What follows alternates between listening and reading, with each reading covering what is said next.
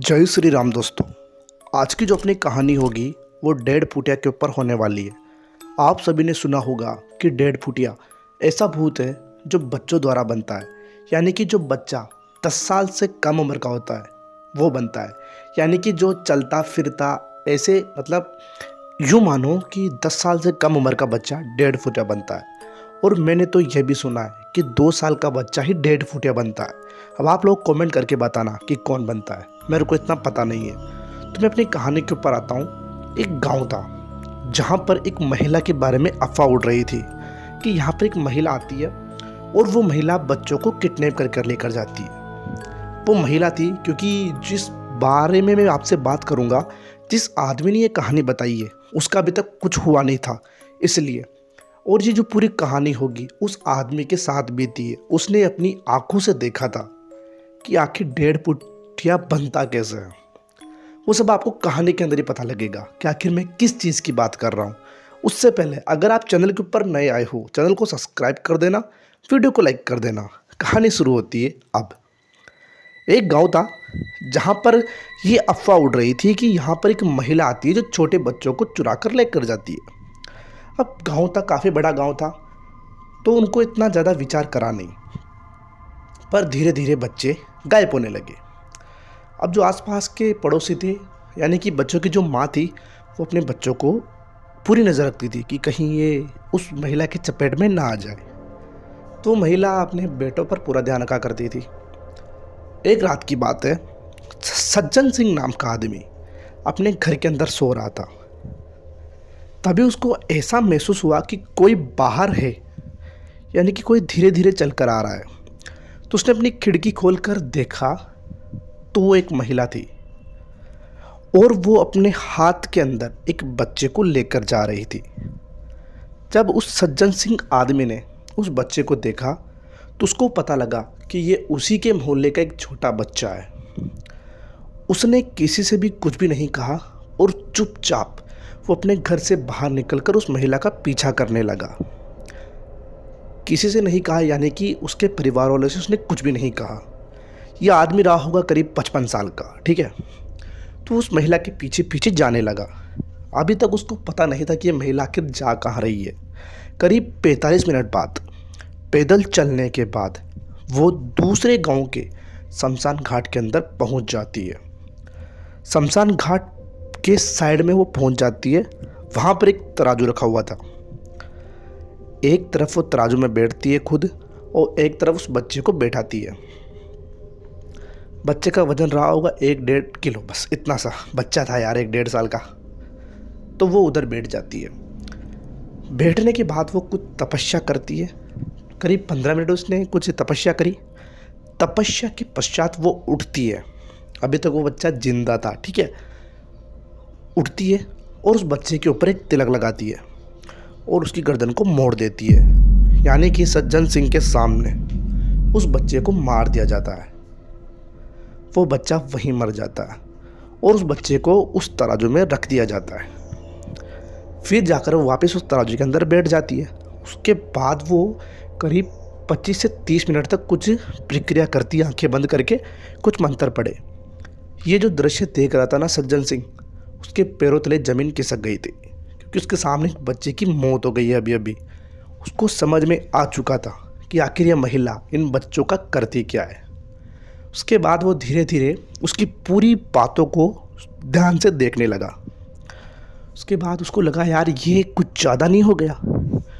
वो कुछ कर पाता या कुछ समझ पाता उससे पहले बच्चे वाला तराजू एकदम से नीचे आने लगा और जो महिला जिस तराजू की तरफ बैठी हुई थी वो ऊपर जाने लगा। 1.5 साल के बच्चे के अंदर कितना वजन होगा बताओ? 3-4-5 किलो का। वो महिला होगी 50 से 55 किलो की। वो महिला ऊपर उठने लगी और वो बच्चा नीचे उठने लगा। उस बच्चे के अंदर इतना सारा वजन आ कहाँ से रहा था, और जो कि मर चुका है। उसके बाद उस बच्चे के अंदर कुछ हलचल हुई। हलचल के दौरान पता लगा कि ये बच्चा मर चुका है, पर इसके अंदर कुछ आ गया है, यानी कि किसी न किसी डेढ़ फुटिया की आत्मा आ गई है। वो इतनी देर प्रक्रिया जो कर रही थी ना, वो डेढ़ फुटिया को बुलाने के लिए कर रही थी। डेढ़ फुटिया को आने के लिए एक बच्चे का शरीर चाहिए होता है, जो कि उम्र 140 साल की होती है। वो बता रही थी खुद चीख चीख कर कि 140 साल तेरी उम्र है। अभी मैं आपको बताऊंगा कि कब बताया उसने। तभी वो बच्चा उठता है, उठकर उस महिला को झिझोड़ता है और खड़ा करता है। वो कहता है, बताओ क्या काम है। वो कहती है, जा जिस भी घर में तेरे को पैसा मिले उस घर में से पैसा लेकर आ। वो जैसे ही जाने वाला होता है वापस मुड़कर उस महिला से कहता है कि पहले तुम मेरा कलेजा दो।